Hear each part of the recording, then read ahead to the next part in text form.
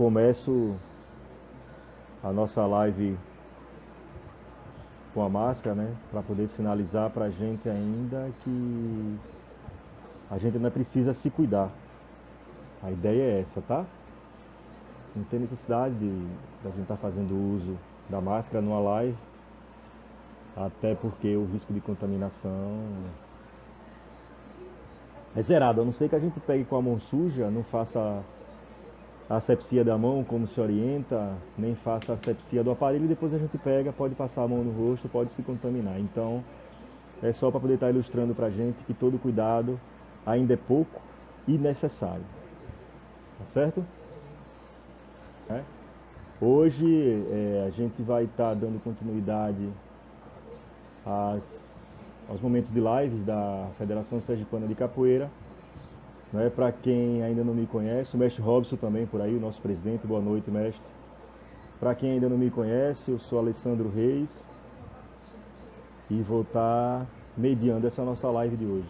Eu faço parte também da diretoria da Federação Sergipana de Capoeira, ocupando a pasta da diretoria pedagógica nessa gestão 2020-2024. Hoje a gente vai conversar um pouco sobre uma temática também de extrema importância nesse momento em que a gente está vivendo ainda necessário, de isolamento social, de afastamento para alguns grupos com uma necessidade um pouco maior, para outros grupos com a necessidade diferenciada, porque são aquelas pessoas que precisam estar na rua, que precisam estar trabalhando e que precisam ainda continuar se cuidando por ele e pelos outros. E hoje a gente vai conversar com um convidado muito querido, um parceiro também da nossa federação, que é o professor Rivaldino Santos. E qual é a temática de hoje? A gente hoje vai falar sobre a arte. Não é? O tema da nossa live de hoje é a arte e sua expressão enquanto instrumento de produção de sentido de sujeito em tempos de quarentena. Não é? Sobre a arte, sobre a importância da arte, principalmente nesses momentos de reclusão que a gente tem vivido, né? Como eu falei, é o professor Rivaldino Santos que vai fazer essa conversa conosco hoje, essa live. Ele é professor de História, é pós-graduado em Administração e Planejamento de Projetos Sociais, é ator, diretor, professor de teatro, ativista cultural, né? Militante dos movimentos negros e de religiões de matriz africana. Ele é babalorixá também. Né? O professor Rivaldino, ele tem uma história para a questão cultural e a gente vai conversar um pouquinho sobre isso também.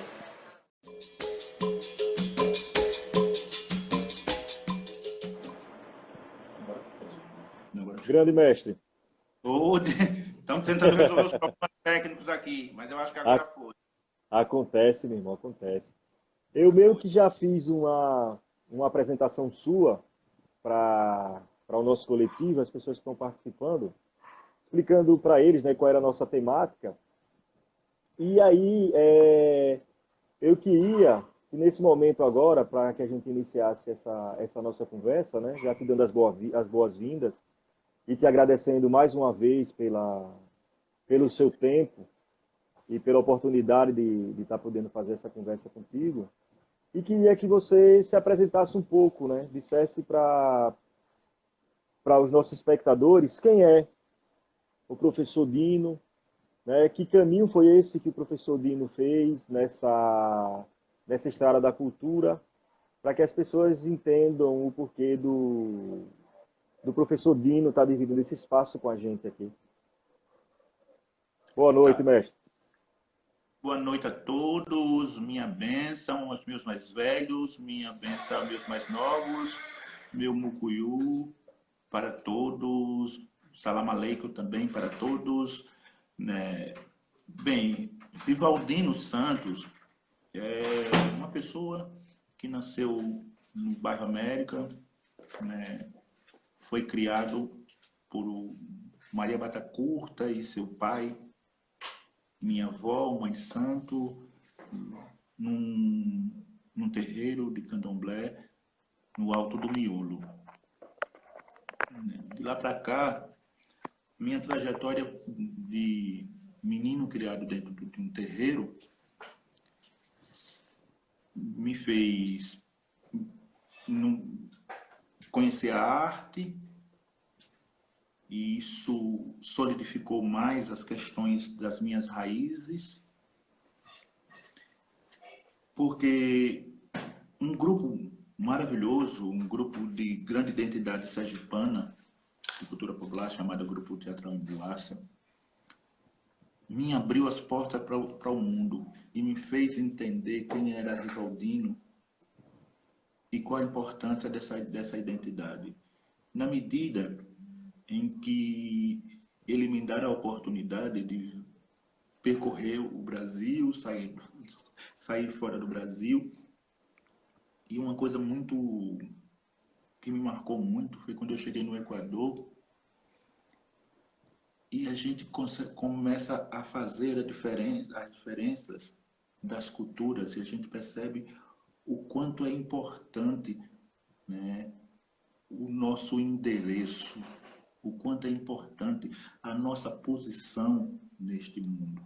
Isso me marcou muito, porque eu fui para o Equador logo depois que a gente voltava de Portugal. Então isso criou um triângulo, né? Cultura brasileira, cultura equatoriana, cultura portuguesa. Claro que tem as pontes, né? Que tem as interfaces, mas tem as suas especificidades, né? E dentro da própria cultura brasileira, nós temos a especificidade de uma cultura sergipana, de uma cultura aracajuana. E eu tenho todo esse endereço. Com o Grupo Emboaça também, ele me fez ter a necessidade, me criou o desejo de ir para a academia, né? De não ser aquela pessoa que apenas era orgânico, né? A gente precisava criar um bojo de conhecimento acadêmico. Isso também foi muito legal, e eu sempre fui apaixonado por histórias, porque eu sempre gostei de contar história.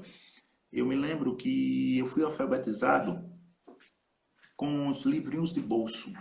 Meu pai era carcereiro e ele tinha coleções de livros de faroeste, né? E foi quando ele estava de plantão, né, e eu ficava em casa, eu começava a ler os livros. Isso me aguçou a minha criatividade, né? Até hoje eu tenho um grande desejo de montar um faroeste no palco, né? Ver Legal, como fica isso. Então, legal. isso foi alimentando a minha imaginação. E com isso também, com o candomblé, com o Grupo Teatral Emboaça, foi me chegando os movimentos populares, né? Foi me chegando o movimento negro, o movimento LGBT, foi me chegando, né, o próprio movimento terreiro. Porque nessas andanças aí pelo Grupo Emboaça, né, a gente fez parte da FETAS, né, que era a Federação de Teatro Sergipano, e aí a gente também participou do Movimento Nacional de Teatro Amador, ou seja, essa coisa da construção coletiva, isso foi fermentado dentro da nossa formação. E hoje eu digo, eu não consigo produzir se não for coletivamente e para o coletivo. Isso é uma marca muito grande minha, que não é só minha, né? Mas de muita gente aí, e muita gente boa que está por aí. Eu nunca... Porque assim, eu adoro ser ator, né? Para mim é fantástico entrar no palco, viver outras personalidades, né? Brincar, essa coisa do jogar, do play, né? Do jogo sempre. Isso para mim é quase orgástico. Eu gosto demais. E isso me fez também já alçar a ser diretor de teatro. Eu me lembro muito, né? gente conversava, debatia muito, eu e Mariano Antônio, o saudoso Mariano Antônio, quando a gente falava sobre o que é, além de ser ator, ir para a periferia e começar a juntar um monte de pessoas e começar a brincar de fazer teatro. Isso foi muito fantástico para mim. Eu me lembro que a minha primeira oficina de teatro foi no Almirante Tamandaré. É outra coisa que me marca. Porque tinha um menino, José, e essa coisa muito... Era um galeguinho pequenininho. Ele vendia picolé. Ele não sabia ler. E eu, ingenuamente, né, com todas as teorias, com todas as técnicas, ele viu um texto. Aí a assistente social disse, a metade da turma não sabe ler. Aí eu disse, e agora, o que é que eu faço? Como eu já trabalhava, eu trabalhei 17 anos no Festival de Arte São Cristóvão e mais de 20 no Encontro Cultural de Laranjeiras, no setor de folclore. Então, os grupos folclóricos estavam muito aqui, né? As danças, a cachaçada, a espórnia. Então, e aí a gente começou a trazer essas músicas folclóricas para dentro da sala de ensaio. E foi assim que eu montei o meu primeiro texto, que eu dirigi o meu primeiro espetáculo, com crianças que não sabiam ler, mas que a partir das músicas folclóricas a gente montou um texto e que contava a vida deles. Muito bom. Porque outra coisa que muito me marcou, esse menino, José, que inclusive virou o ator principal do espetáculo, a mãe dele foi lá e me pediu para ir na casa dele, vamos tomar um café. Eu disse, vamos tomar um café. Né? E aí, quando eu cheguei no barraco, a valeta dividia o quarto onde eles dormiam. Nossa. Então, essas informações me fez ver que era o meu povo, né? Eu apenas fui, por obra de Deus, dos orixás, dos caboclos, tive maiores oportunidades. Porque também, senão, eu seria uma pessoa daquela. Perfeito. E eu, desde lá, eu disse para mim mesmo que essa seria a minha trajetória. Trabalhar com as comunidades, trabalhar com essas pessoas que não têm oportunidade. Porque eu também poderia ser uma pessoa dessa que não teve oportunidade.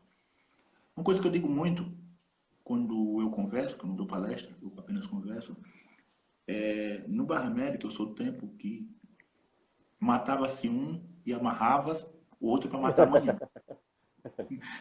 É bem faroeste isso aí. É verdade, é verdade. Então, muitos amigos meus ou estão mortos ou estão na cadeia. E eu fico pensando, quando eu chego em Santa Maria, quando eu chego no Marivan, quando eu chego no Santo Simão, quando eu chego na Piabeta, no Marcos Freire, né? Como diminuir essa população carcerária? Como criar alternativa para impedir que esses seres cheguem lá? É isso, mestre. Me permita. A gente hoje a gente vai conversar sobre uma forma de expressão, né? Alguns acreditam que é inerente ao ser humano, quando a gente fala de arte. E através dela, ela termina se transformando num canal para que os seres humanos expressem as emoções, expressem os sentimentos, né? É uma questão que está em toda parte, em qualquer lugar, em todas as nações, em todos os povos, independente do que se fale, independente do que se acredite. A arte, ela faz parte dessa sociedade, no mundo inteiro. Se a gente for parar para ver, eu acho que, se a gente for parar para conversar contigo aí, eu acho que a gente precisa de umas 3 lives só para você trazer exemplo do que você conhece de como produção artística, né? É uma forma de expressão que liberta o homem, diria eu, uma forma de comunicação coletiva, uma linguagem universal, né? Que aí eu trago a dimensão artística da capoeira com exemplo dessa linguagem universal que eu quero dizer. Então a arte, é correto, mestre, a gente afirmar que essa arte, eu acho que você o senhor meio que já responde no relato que o senhor vem trazendo aí da sua trajetória. Mas é certo a gente afirmar que essa arte, ela produz sujeitos também, que a arte produz sentido. O que seria essa linguagem da arte? Só para deixar que o senhor fale, porque a ideia aqui é a gente te escutar. Essa arte, ela seria um instrumento capaz de produzir saúde nesse momento de pandemia, de quarentena? Bem, vamos falar sobre a arte, Algumas provocações. a essência da alma. A essência da alma, legal. Alma. E esse é o primeiro sentido, né? Na medida em que a arte possibilita o encontro do ser consigo mesmo, aí, nesse primeiro encontro, ele se torna sujeito. Esse é o primeiro sentido. O sentido de se encontrar consigo mesmo. Esse é o Legal. primeiro. E quando ele se encontra consigo mesmo, ele abre a possibilidade do encontro com o outro. Porque eu não acredito e não acredito ser possível você conseguir encontrar o outro sem você se encontrar. Tem uma coisa de Narciso aí. Veja, é o espelho. Na medida que eu consigo me ver, eu posso refletir em você.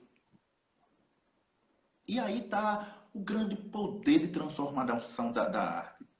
Porque aí começa a criar uma coisa que é muito cara hoje na sociedade mundial. E aqui especificamente a gente fala da sociedade brasileira, que se Sim, chama uma palavra chamada empatia. sim. É ver o outro. Isso é importante nesse momento de extrema violência, de extremos caos, nesse momento, inclusive, da própria pandemia, né, onde a gente tem todo um discurso genocídio do nosso presidente, né?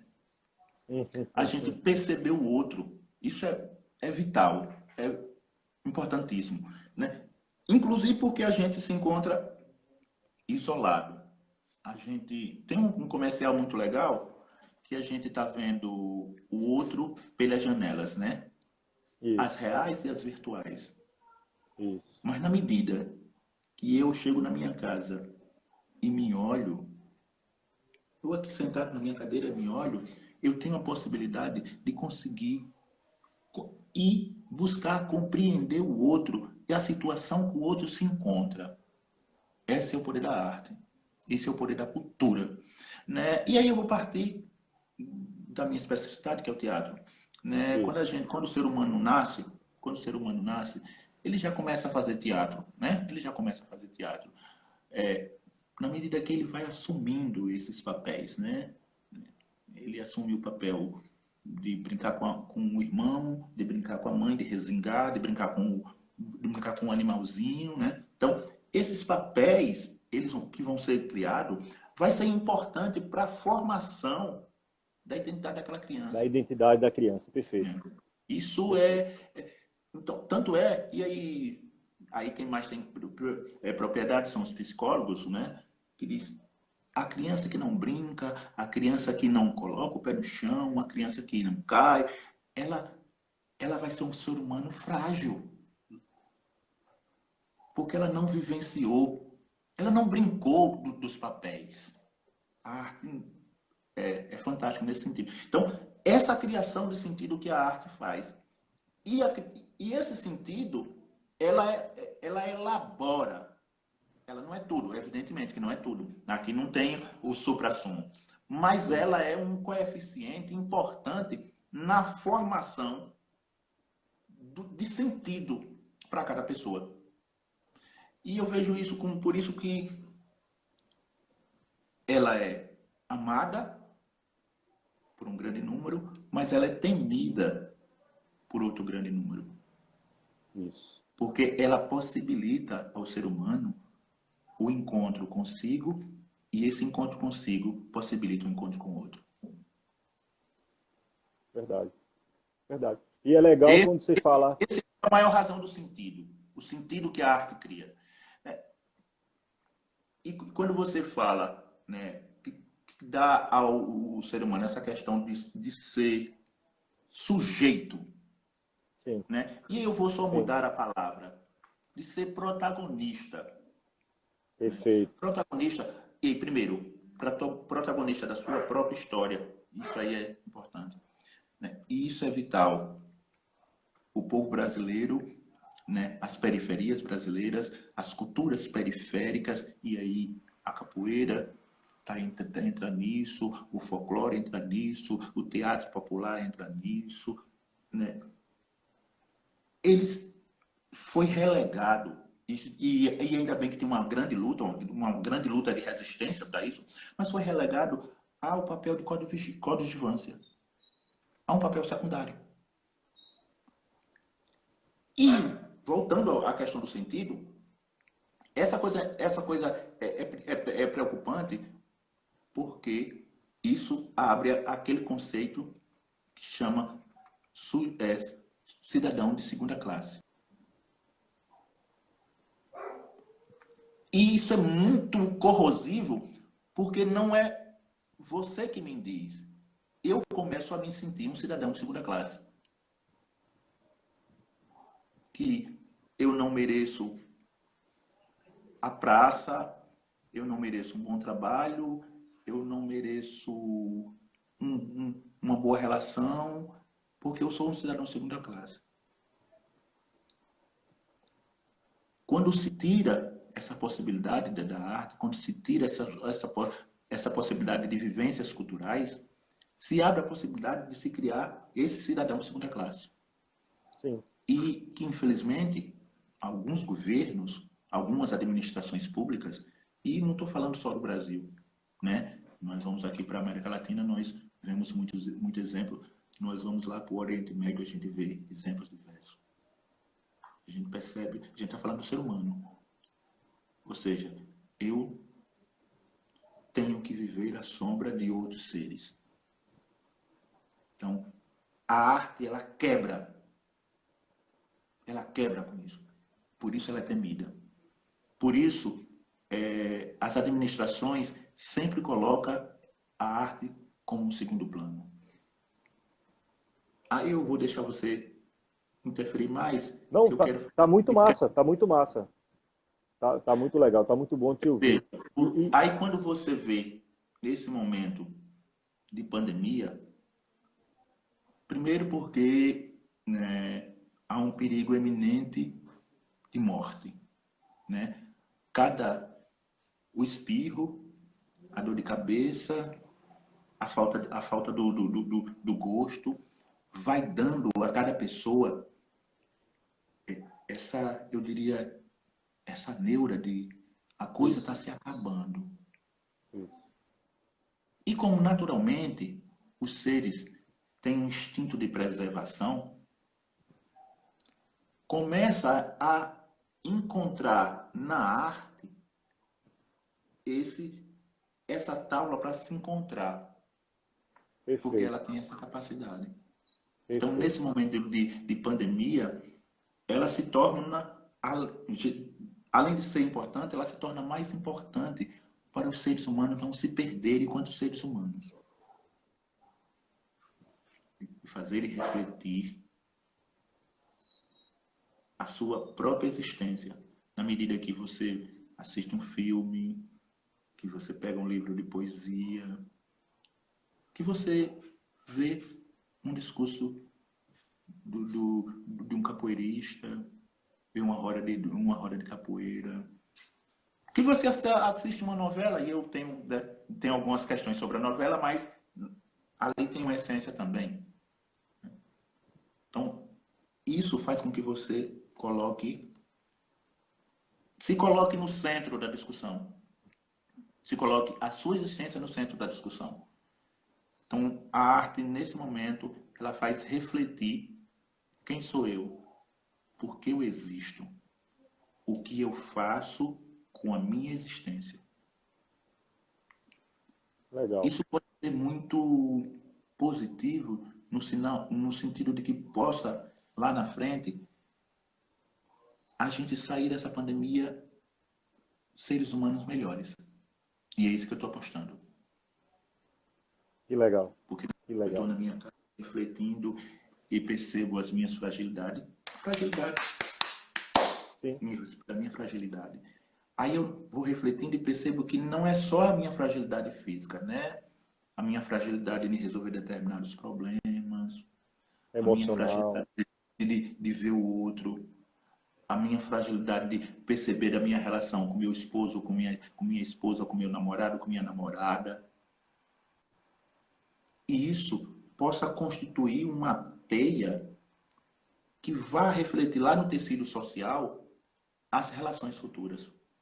Eu tenho apostado nisso, eu tenho construído fé que a gente possa construir essa teia, trazer no tecido epitelial social toda essa sensação que a arte nos provoca.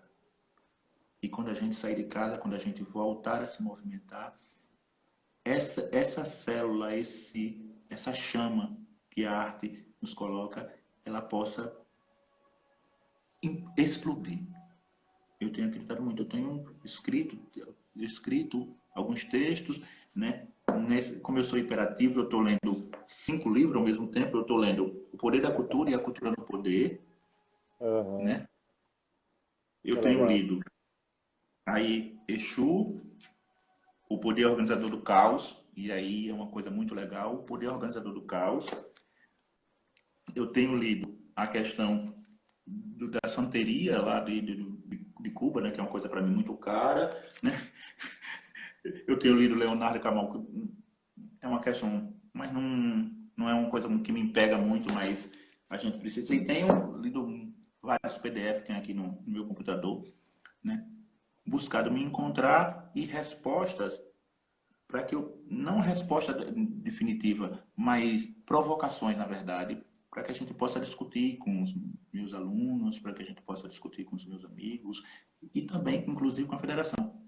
Eu estou Sim, aqui, legal. eu Parceirão. estou cheio de, estou pegando Ideia. fogo, querendo trabalhar. É, ideias é bom. E é legal, mestre, quando o senhor fala no, no momento da sua fala aí, da nossa troca, na verdade, que alguns governos têm medo da arte, né? Isso pode ficar um pouco distante, mas se a gente for parar para olhar um pouco da história universal, existiram momentos em que os governantes eles faziam isso, né? Aí tem um conhecidíssimo que é o Leonardo da Vinci, por exemplo. O Leonardo da Vinci ele passou uma boa parte da vida dele, ele era um artista, ele era um pintor, ele era um escultor, ele era um inventor, ele escrevia textos, né? Era uma mente brilhante à época. E o governante, ele fez o quê? Ele tutelou aquela arte, né? Ele pagava para o artista produzir para ele, porque ele achava que ele, o rei, a figura lá, sendo o representante dos deuses, que eles se colocavam dessa forma, era somente eles que tinham que ter acesso àquele tipo de arte. Aquilo não cabia ao povo. Durante muita parte da história foi desse jeito. E se a gente parar para ver de um tempo mais perto, eu tive contato com a autora há um tempo atrás, é conhecida, Marilena Chauí, Hum? numa formação que eu estava fazendo, e ela fez uma provocação bem interessante para a gente, né, sobre a arte. Ela perguntou para a gente o que é que se falava de arte universal, para quem era essa arte universal, e se existia público para essa arte. Aí ela chamou a gente para refletir, por exemplo. Existem muitos governos, a maior parte deles, que utilizam-se de estruturas públicas, por exemplo, que são construídas, são financiadas com dinheiro dos impostos que nós pagamos, e colocam lá algumas peças, algumas produções artísticas, né? E que cobram, eu não estou dizendo que é errado cobrar, tá? Me entenda, pelo amor de Deus. Mas que vai cobrar no acesso R$ 250. Aí Marilyn Chauí trazia isso para gente. Para quem é essa arte? Entende? Quem é o cidadão brasileiro, se falando de realidade de Brasil, que pode tirar R$ 250 para poder consumir, consumir uma peça dessa, por exemplo. O, Entende? Aí ela se coloca nesse lugar, a arte para quem? É um pouco que o senhor traz na sua fala. Até que ponto essa arte ela pode ser libertadora? Até que ponto essa arte é libertadora? Quando é que essa arte é libertadora? Eu acho que seria um ponto para a gente estar conversando um pouquinho. Até porque, eu peço só um parêntese, que a gente já tem 44 minutos e por mim a Eita, gente volta. É porque ficou aquele tempo de 15 minutos para entrar, por é, mim a gente volta. Se você tiver com tempo, a gente volta. Para mim tá não massa. tem problema nenhum. Veja, Então pronto, eu vamos quero embora. que você deu uma, você entrou no túnel do tempo, né? Isso. Eu quero trazer, assim como eu quero trazer também muito parecido a história que você disse, que é a história de Shakespeare. Maravilhoso, Pronto. né? Perfeito. Como Julieta, Macbeth, né? Muito, mas também era um artista tutelado, né? Também, Era um também, artista tutelado. também. À frente E do aí tempo, eu né? vou pular, eu vou dar um salto, e aí eu venho para a desastrosa administração de Regina Duarte. Tá. Traz para a Onde atualidade nossa, perfeito, sim. onde ela dizia que no nosso governo não vai ter financiamento para os artistas menores, que eles busquem na iniciativa privada. E aí eu quero mergulhar nisso aqui. Veja, quando o governo, e ela naquele momento representava o governo, dizia que só ia ter linha de financiamento para as grandes companhias, significa o que você estava dizendo, que nós vamos ter um ingresso de R$ 250, a periferia não vai ter acesso a consumir, e aí muito Perfeito. mais, e ainda muito mais profundo, a periferia não vai ter a possibilidade de produzir. Que tipos de sujeitos, mestre, é que a gente está formando com a proposta? A gente está falando de produção de sujeito ainda, pela arte. Então, que tipo de sujeito é que pode ser produzido numa proposta como essa? Veja, Entende? e É aí, de goela abaixo? me permitem, porque veja, Por e aí favor. eu vou voltar mesmo, quando você apenas estimula a produção da arte, da grande arte, que Isso. está recheada de conceitos burguês, conservador, hétero, da etnia branca. Então, está recheada desse conceito. Então, ela é produzida para aqueles 5% da nossa população, porque representa apenas aqueles 5%, vai ter empatia apenas com aqueles 5%, vai criar uma identidade apenas com aqueles 5%, e aí é que é pior. A indústria cultural de massa vai incutir nesse 95% da população que ela está sendo representada.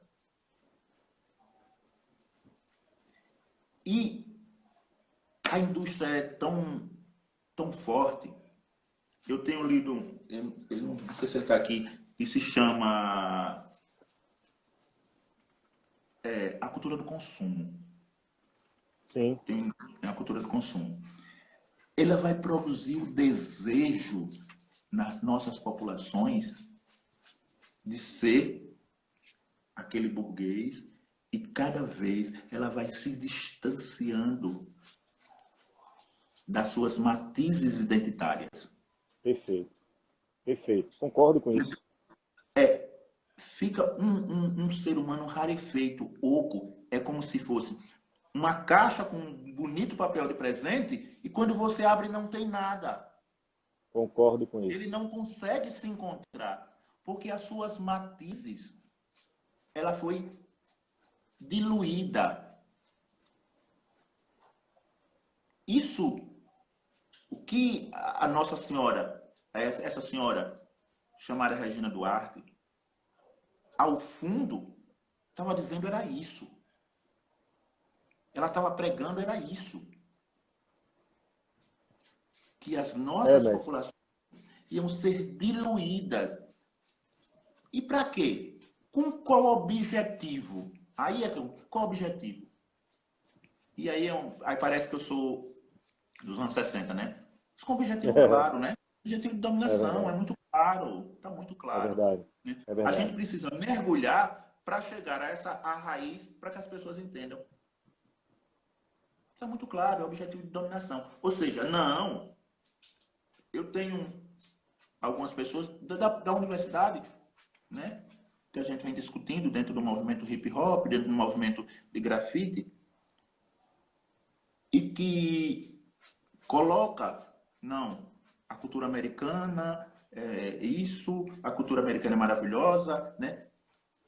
E eu também acho muita coisa da cultura americana, eu não estou guetizando. Mas se eu não defendo as minhas matizes, se eu não me reconheço nas minhas matizes culturais, tem que falar sobre um grande líder, Luiz Inácio Lula da Silva, que fazia uma crítica a Jair Bolsonaro quando ele batia a continência à bandeira americana. Ele dizia: o americano, ele pensa primeiramente no americano, segundamente no americano, terceiramente no americano, quartamente no americano, e na 10ª ele pensa no americano. E a gente fica, né? E aí aí eu faço paralelo com a cultura. Se a gente fica pensando somente nessa cultura burguesa, a gente nunca vai chegar ao final da casca da cebola, que somos nós. Lá, aquela Sim, essência. É isso. sim, é verdade. E voltando para essa discussão dessa arte como produtora de produção de sujeitos de saúde, e dentro disso aí que a gente está problematizando nesse momento, aumenta ainda mais a necessidade, como você falou, de que as pessoas, quando a gente fala de arte também, é interessante que as pessoas experimentem, né? Porque a gente costuma acreditar que aquilo que a gente tem acesso é a única coisa que existe. E é uma coisa que eu gosto de trazer para a gente também. Mas vem cá, por que é que você assiste isso? Não, porque essas são minhas escolhas. A gente não vai tratar disso aqui, mas eu deixo até um piolinho para a gente estar coçando a cabeça, que a gente começa a pensar se realmente essas são as nossas escolhas. Se são as Perfeito. nossas escolhas. Porque, por exemplo, alguns grupos que eu faço parte, inclusive, grupo de WhatsApp de familiares e amigos muito próximos, é o pessoal fazendo foto de live, acompanhando uma live na televisão. E quando você vai ver, ou é sertanejo, ou é rock, ou é não sei o quê. Sabe, se você gostar de uma coisa que seja diferente do que aquilo que a mídia dominante, digamos assim, a gente não pode deixar de falar nisso aí, do que a mídia dominante está oferecendo para a gente enquanto projeto, que eu concordo contigo, enquanto projeto de dominação, utilizar a fala que o senhor traz, a gente vai estar sempre fazendo a mesma coisa. A gente não tem possibilidade de escolher nada que seja além do que a primeira casca da cebola. Não é? Veja, Mas é isso. para mim, isso é preciso refletir. E eu gostaria muito, muito, de que a gente pudesse chegar a isso nas escolas, né? Que infelizmente, mas eu vou voltar lá, vou voltar ao que você estava falando. Sim, Porque nós temos uma camada de professores interessantes, mas nós temos um grande número de professores que fazem o feijão com arroz. Né? Faz o feijão com arroz. Mas eu quero voltar à questão do o que é que eu estou consumindo. É aquilo mesmo que eu gosto? É aquilo mesmo a coisa que eu escolhi? Ou é tudo, ou todo ou é aquilo que todo esse aparato da indústria cultural quer que eu deseje? Ou seja, né, lá no Paulo Freire, para a gente entender isso, a gente precisava ler lá em Paulo Freire chamada A Pedagogia do Desejo. Né? E entender o miolo, os processos de como você estimula o desejo. E aí, uma coisa que o marketing cultural e o marketing político têm utilizado muito. perfeito, Como perfeito. produzir desejo. Como eu digo a você que você deseja estar comendo comida chinesa. Não com nada contra a comida chinesa, não é isso. Né? Mas é a gente perceber, gente, isso me é útil ou é apenas o desejo que me colocam dentro? Porque, na verdade, isso é supérfluo para que eu consiga me ver. Para que eu tenha sentido na minha existência e eu seja protagonista desse sentido da minha existência. Essa cultura do desejo é o mais alto grau, nesse momento, do sistema capitalista. Isso a gente precisa entender. O capitalismo, ele vai cada vez mais se qualificando, cada vez mais se especializando em domesticar os seres. Porque antigamente era produzir mão de obra. Né? Isso. O capitalismo se especializou cada vez em produzir mão de obra. Agora, como na era da tecnologia, na era das máquinas, não é mais isso. Agora é a era de como produzir cada vez mais consumidores. Porque está cada vez mais, nós temos produção em excesso. Nós produzimos cada vez mais carro, nós produzimos cada vez mais computadores, nós produzimos cada vez mais camisa, né? Então a gente precisa criar mais o desejo de consumir. E se eu tenho uma camisa, se eu tenho 10 camisas, essas 10 camisas já não me satisfaz, porque agora tem uma camisa amarela com uma lista vermelha e em cima dela vem uma estrela que é brilhante. Ela não serve para nada. Mas essa indústria me disse que quando eu visto ela, eu sou o super-homem. Eu sou Capitão América. Filho. Eu sou. Tá vendo aí? Então, é a gente perceber esse processo de manipulação. Isso. É a parte mais difícil. Essa é a parte difícil. A gente fez uma live com o Conselho de Mestres na semana passada, acho que é atrasada, que a gente falou sobre formas de violência, que a gente falou sobre violência, e essa é uma das formas de violência, né? É aquela violência que a gente não percebe que está sendo violentado e a gente ainda agradece ao violentador por isso. Mestre, a gente tem uma pergunta aqui de Liz Cacau, que eu acho que vai próximo do que você acabou de falar. Ela pergunta assim, mestre, a arte num todo, nos dias atuais, constrói valores ou destrói com seus excessos e imposição dos seus conceitos? Conselho de Mestres por aí também, sejam bem-vindos. Veja, né? Lins Cacau que pergunta. Chacal, né? Chacal, boa noite, um abraço, Chacal. Veja. Lins Cacau, perdão. Quem? Cacau Lins. Né? Se a gente diz que ela constrói, a gente está vendo apenas uma parte da moeda. Se a gente diz que ela destrói, a gente está vendo apenas uma outra parte. Na verdade, há uma possibilidade de ser uma estrada de mão dupla. Se a gente conseguir entender isso, na medida que ela chega nas populações, e aí eu quero mesmo chegar às informações culturais, nas populações, como um elemento de dominação. E aí eu vou dar um exemplo claro. Né? Quando um menino que faz grafite, ou uma menina que faz rima, ela pega todo esse processo de dominação e ela joga lá no seu slam, ele joga lá na sua parede, esse processo de dominação, ele passa a ser um processo de construção, porque ele passa a ser um processo de conscientização. Eu não gosto muito dessa palavra, eu vou até mudar. Passa a ser um processo de sensibilização. Teve, em 2017, a gente ajudou a construir o Agora e a Vera, que é um encontro nacional de grafiteiros que tem sempre no Santa Maria. E um grafite de uma baiana me chamou muito a atenção, que era uma mulher que paria um menino indo para a escola e ele já estava sangrando, porque ele já estava sendo morto pela polícia.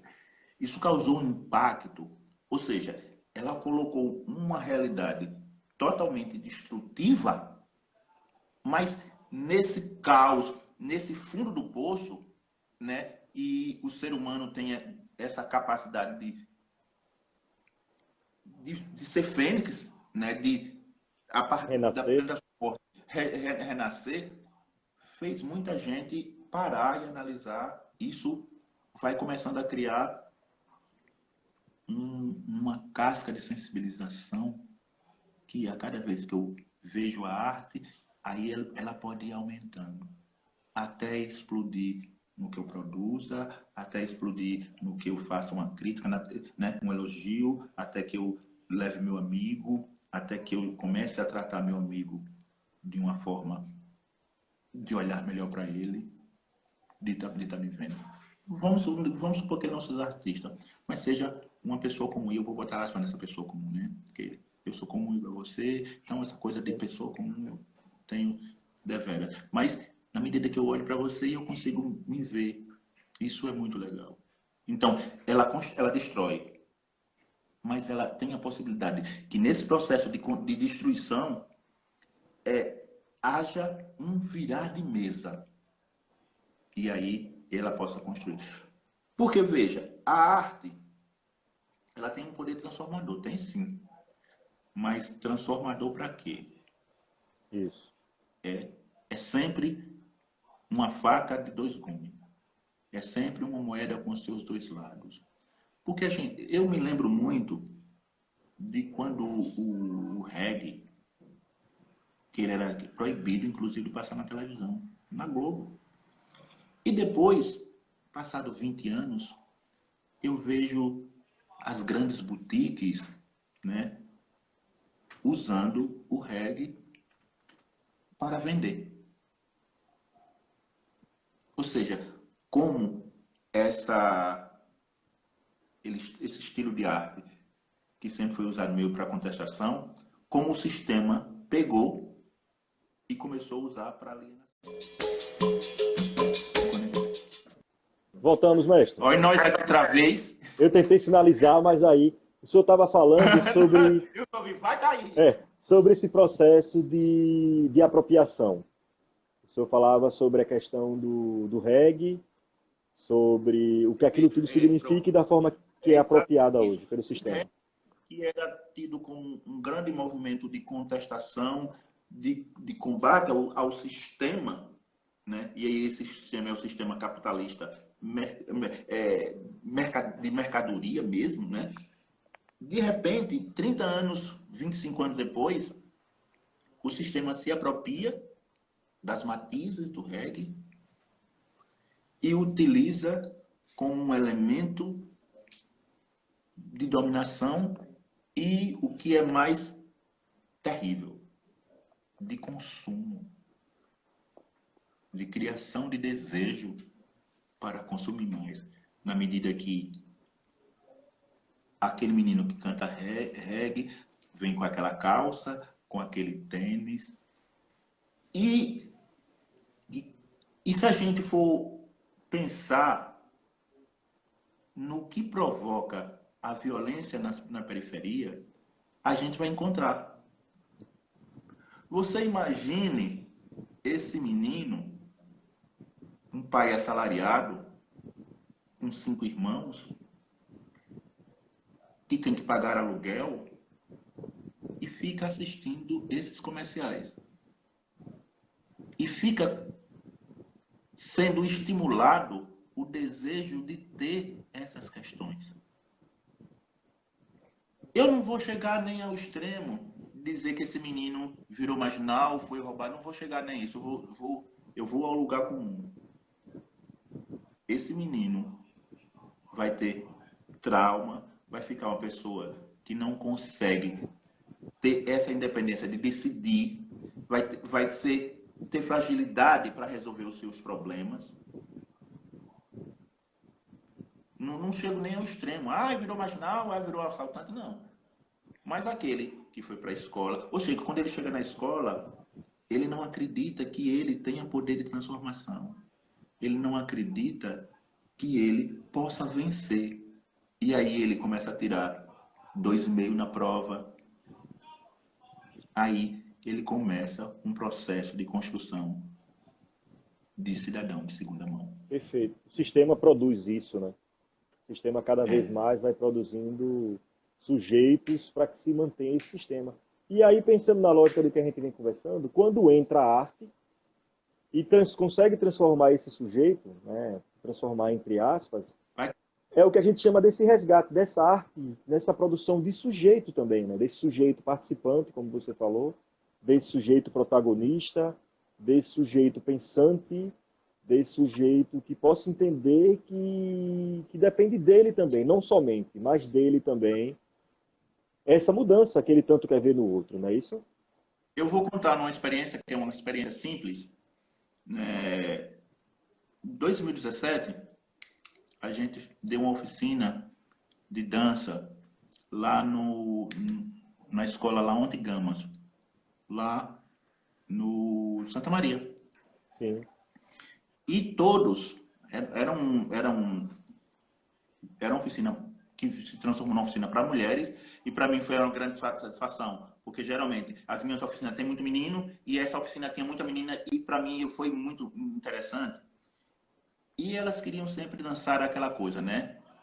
O rebolar, o mostrar a bundinha, o dança da garrafa.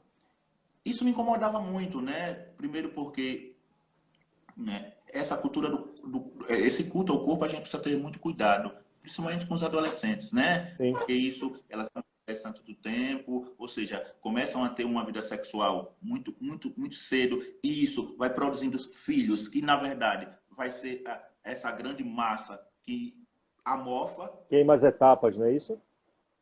E aí foi que a gente buscou. Como eu não gosto de cultura guetizada, eu busquei um vídeo americano que tinha uma série de criancinhas, né, que embora tivesse todo rebolado, mas tinha toda uma questão de identidade. E aí eu trouxe para elas.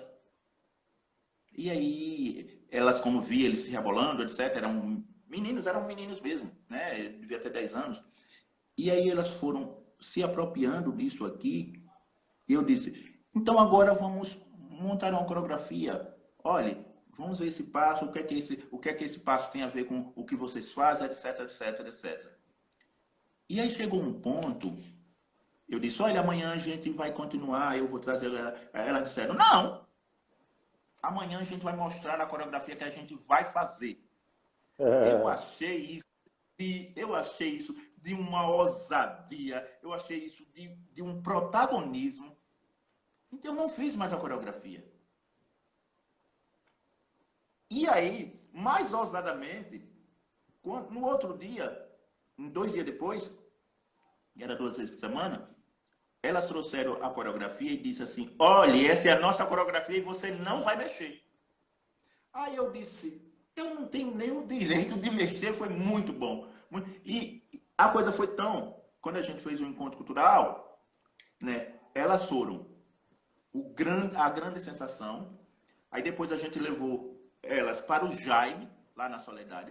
Ela foi a grande sensação. A gente levou para o Sérgio Francisco, lá no Lamarão. Elas foram a grande sensação. Quer dizer, ela, de serem coadjuvante, viraram a mesa, viraram protagonista e deram exemplo a outras comunidades. Isso, para mim, olha, não tem, Alessandro e quem está me ouvindo, isso não tem nenhum cachê. Nenhum cachê. Quando você se percebe contribuindo na construção de sujeitos. Perfeito. Consegue atingir aquilo que você se propõe enquanto educador. Exatamente. Né? Essa coisa eu sou diretor de teatro, eu adoro ser artista, eu adoro ser ator, eu adoro me aparecer, adoro subir no palco e mostrar. Lógico, eu adoro mostrar meu Chico Rei, adoro mostrar Arthur Bispo do Rosário, adoro mostrar Lacral, um personagem que era uma adaptação de Macbeth, né, que era um grande gigolô, Ó, adoro, né?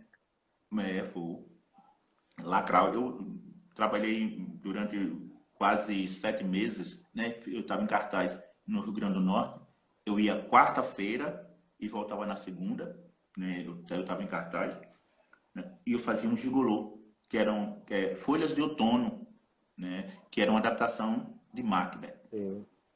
E é um negócio, porque quando você faz esses personagens, você experimenta ser o outro, você se coloca no lugar do outro e você dizer, eu não sou esse bambambam bam, bam todo, porque tem pessoas também aí. Isso para mim é maravilhoso. Mas eu volto a essas meninas. Essa possibilidade delas serem protagonistas da história delas. Sim, perfeito. A arte, ao fazer isso, e eu tenho certeza, elas, algumas podem ser artistas, outras não podem, mas isso elas vão levar para o resto da vida delas. Isso é um sentido. Porque elas vão, cada vez que isso for rememorado, elas vão, você vai perceber isso. Isso se chama ânimos, se chama alma. Ou seja, ela está se encontrando com ela mesma. E aí é o sentido de uma existência. Isso é... Quem está me ouvindo... O Chacal, né? Tá uma turma toda aí, Liz Cacau, É, tá a turma toda aí isso, curtindo aí. isso é muito legal. Isso é muito bom. Foi a pergunta que Lins fez para você, Léo. Teve uma experiência, você também estava, Sim. né? A gente estava na roda de capoeira, lá na escola Tetes Nunes. Semana E Municipal tem da um Capoeira, mestre, do Mestre Cobrinha. né, que eu estou morrendo de saudade. Que evento, que acontecimento, eu digo, eu gosto dessa palavra, que acontecimento orgástico, né? E para quem não viu o que você E está tem, falando, mestre, é só para dizer que está no canal da Federação no YouTube. O pessoal procura lá, Federação Sergipana de Capoeira, que esse vídeo da roda do Mestre Cobrinha já está lá disponível. veja, tinha um mestre, é o mestre Passarinho, eu acho que é o mestre, um negão de 2 metros, Bem TV, né? Bem TV, acho que é bem, bem Mestre TV, bem Grandão. O TV. pessoal conhece. Gente, esse mestre jogando, primeiro é uma pintura em movimento, mas é uma alma se desprendendo e você consegue, né, perceber o quanto ele dá sentido à existência dele no movimento. É de uma beleza, é de uma leveza. E olha que ele é grande, viu? É É grandão. de uma leveza, é de uma sensibilidade, né? Isso engrandece o ser humano. Ele não precisa sair lá do Barra América, não. Ele já é um ser humano de primeira categoria. Obrigado, mestre BenTV. Muito obrigado por o senhor existir e por me permitir ver o que eu vi. Eu acho que deve ser esse o nome. Veja bem, é Bem TV mesmo, a Essa referência. BenTV é o passarinho, né? É Eu sei que passarinho. é, É um passarinho. Você lembrou só que é um é a passarinho. família aí. É, mas eu acredito que deva ser isso. É gente boa, inclusive, também. Geralmente a turma da capoeira é assim, a turma que está relacionada à arte, geralmente, o Mestre Ademir está confirmando para a gente, é ele mesmo. Mestre Dino, e em cima disso tudo que a gente está conversando, né, dessa arte enquanto produtora de sujeito, a gente já conversou também sobre a problemática que é essa discussão no país em que a gente vive, com a conjuntura atual, e ainda assim ainda temos os guerreiros que ainda apostam e que ainda produzem, né? A trancos e barrancos vão defendendo as suas teses, vão defendendo as suas verdades, defendendo as suas ideias, né? Defendendo, como é que a gente pode dizer, criando uma palavra nova, a sua sujeitude, né? Trazendo para o sujeito, para essa essência do sujeito, a sua identidade. Como seria então que a arte poderia ser aliada dessa pessoa que está te ouvindo aí agora, de Sandro que está aqui do outro lado te ouvindo, né? Sandro está recluso em quarentena, Sandro está ouvindo tudo isso, o que a televisão, o que as mídias estão vomitando, desculpe a palavra, mas é essa, o tempo inteiro em cima da gente. Se você muda para um canal, só muda de emissora, porque a encomenda é a mesma, né? A gente está falando aqui de produção de sujeito e você já trouxe bem que o marketing ele tem sido utilizado, inclusive com psicólogos das equipes, para poder potencializar ainda o que eles querem atingir. E para esse cidadão comum que está do lado de cá, né? De que forma é que ele pode lançar mão? Qual seria a dica que o mestre Dino daria para a gente? Eu me coloco nesse lugar também. Nesse momento, de que forma? Porque a gente acha que para lançar a mão da arte, o cara precisa ser um artista, o cara precisa ter uma formação. Aí você me ajuda, que pode ser uma ignorância minha, mas a gente está entendendo que a arte está em todo lugar, não é? E de que forma é que a gente pode fazer para que essa arte que a gente esteja consumindo, ela esteja produzindo saúde para a gente, ela esteja colocando a gente em outro lugar que não esse de adoecimento, que não esse de sofrimento, como você bem disse, que não esse de paranoia com tudo que a gente está vendo. É possível? Você me coloca numa sinuca de bico. Então, uma roda, meu irmão, o senhor entrou na roda, eu sei que o senhor é mestre nessa roda aí. Vamos lá. Você tem uma palavra em coração imenso aí para acolher a gente nesse momento aí. É um pedido mesmo. Na medida, veja, você está aí, em sua casa, na medida que eu busco um outro olhar para o meu filho, um outro olhar para minha esposa, esse segundo olhar, esse segundo olhar para a minha casa. E eu me faço um questionamento. O que isto aqui é essencial e que dá sentido à minha existência? Né? Eu sei que é muito difícil fazer isso, né? Porque a gente está falando isso, né? Porque a gente teve acesso a isso, mas é muito difícil, me permita, para seu José, que tem um salário mínimo, mora no São Carlos, é muito difícil ele ter esse segundo olhar.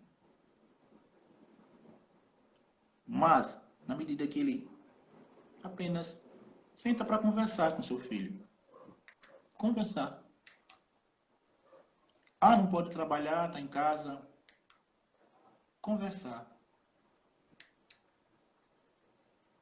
Ouvir o que o filho tem a dizer. Ou se não tiver filho, conversar consigo mesmo, rememorar. Como foi que eu cheguei até aqui? Como foi que eu cheguei? Como foi que Alessandro chegou até aí, sentado aí, fazendo uma live com o professor Rivaldino? É claro que dados, né, vão sendo esquecidos, mas os dados que são vitais e importantes, eles estão aí. Porque são esses dados que vão dar o sentido da existência de Alessandro. E você vai perceber que os dados que começaram a ser esquecidos são os anexos. Aquele que não é de existência fundamental para o sentido Alessandro. Interessante. A psicologia, ela explica melhor do que eu Não, sou psicólogo. Maravilha, profundo o que você falou agora. Veja, mas, profundo o que você falou agora. Eu falo isso quanto arte. Profundo. E aí eu posso dizer, como alma, é a arte de estar vivo. E eu só mudo a palavra. A arte de ser vivo. A arte de ser humano. Da raça humana. Então, só isso, quando você percebe que você é da raça humana, aí você começa a criar a possibilidade de você, de Rivaldino, perceber Alessandro como também da raça humana. Com defeitos, com fragilidade. Que ama, que odeia. Que tem sentimentos, digamos, de alta qualidade, mas também, né, tem inveja, né, tem picuinhas. nós somos compostos de tudo isso, né? Essa é a nossa composição. Quando a gente começa a entender, a buscar entender essa composição, a gente tem a possibilidade de ser menos violento, de ser mais compreensivo, de ser mais amigo, de ser mais marido, de ser mais mulher, de ser mais esposa, de ser mais filho, de ser mais pai. Porque, e aí você está dizendo, professor, o senhor está saindo da arte. E eu digo, não. Tudo isso que eu estou dizendo é o coeficiente que estrutura a arte.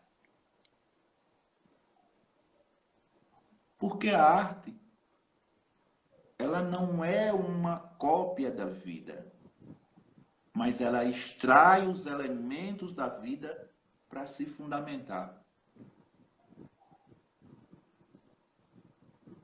Isso é arte. Então é isso. Não tem forma, mas é apenas um indicativo. Quando eu consigo, quanto ser da raça humana, eu tenho a possibilidade de perceber o outro como ser da raça humana e, a partir disso, eu posso combater a intolerância religiosa, eu posso combater o genocídio da juventude e de toda a cura negra, eu posso combater a violência, eu posso combater o tráfico de drogas, eu posso combater a construção de uma sociedade indigna, de uma sociedade antidemocrática, anti-igualitária. É isso, Alessandro. Nossa, muito bom. Muito bom. Ah, só registrando que o pessoal está por aí, o contramestre Márcio está por aí.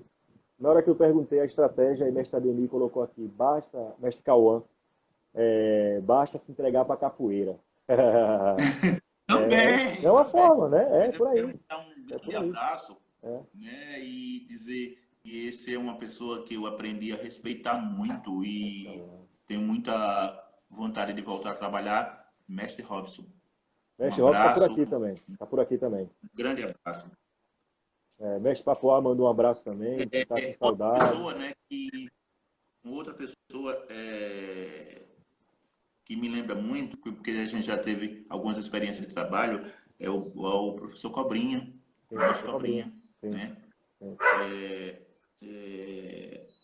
E tem um lá, o professor Cobra, que tem o mestre Cobrinha, mas tem o professor Cobra de Japaratuba, da família Filhos de Matusalém, lá de Já Japaratuba. passou por aqui, Eu, professor Cobra, Felipe Marinho. Está te é mandando um uma abraço. coisa, ou seja, essas minhas andanças, né? Essas minhas andanças me traz recordações muito positivas e com vontade de retornar e de promover novos reencontros.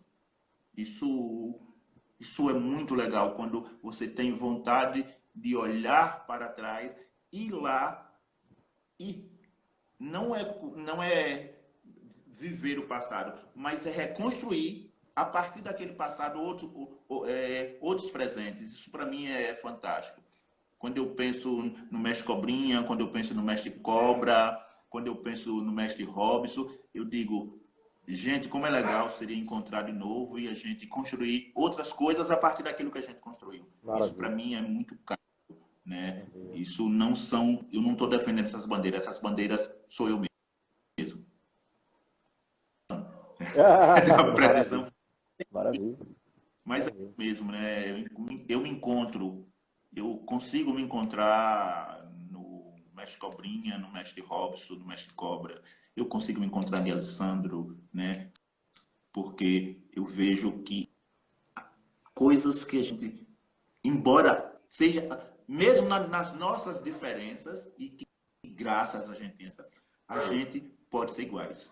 Perfeito. Isso Perfeito. é muito fantástico. Perfeito. Maravilha. O Conselho de Mestre também está parabenizando. Mestre Dino, Ah, a gente já se encaminha para a finalização do nosso bate-papo, que para mim foi.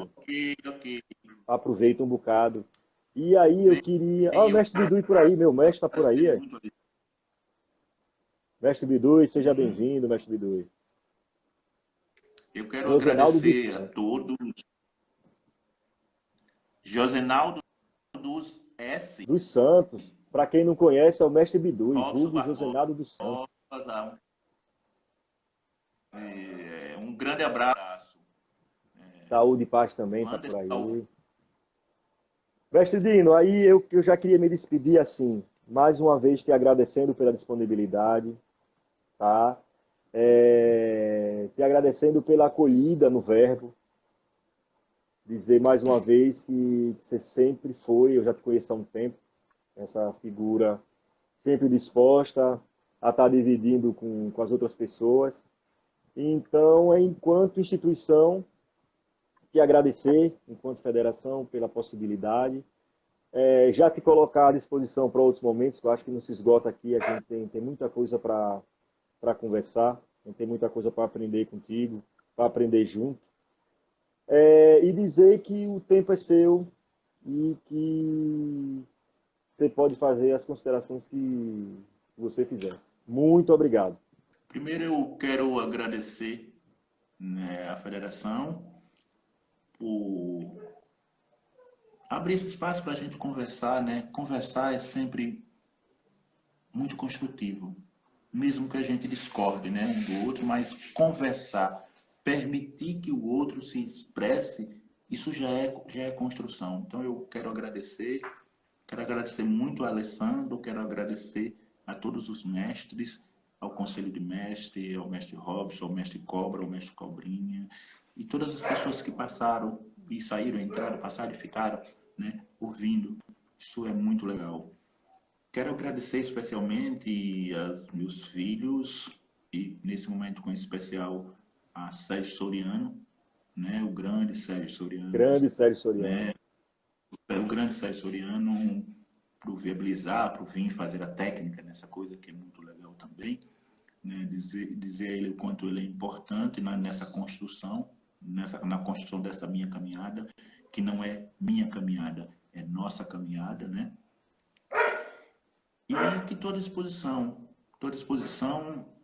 tenho muito gás, estou com muito gás, muito construir junto, né, voltar a discutir, mas e voltar a praticar proporções, isso para mim é muito caro. Eu gosto muito. Muito obrigado, Alessandro, muito obrigado, mestre Robson. Você se tornou um ícone que eu respeito muito.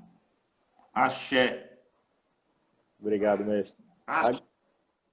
Agradecer a todos que estão aí com a gente até agora, pela presença, pela contribuição, pelas palavras aí, incentivo também, né? E só dizer para vocês que a gente continua com essa agenda de lives todas as quartas-feiras, é o que a federação pretende, e que na próxima semana, na próxima quarta-feira, a gente vai estar fazendo uma live também pela agenda com o Conselho de Mestres, e aí a gente vai estar divulgando como a gente sempre faz. A gente divulga no Instagram com um tempo de antecedência, tá?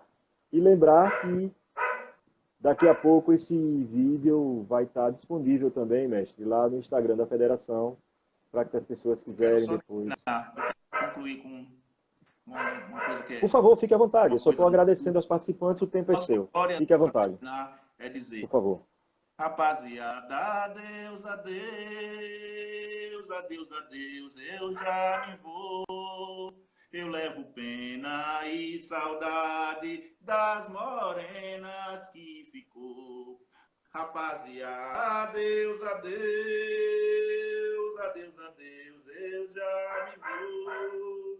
Eu levo pena e saudade das morenas que ficou. Beijo no coração.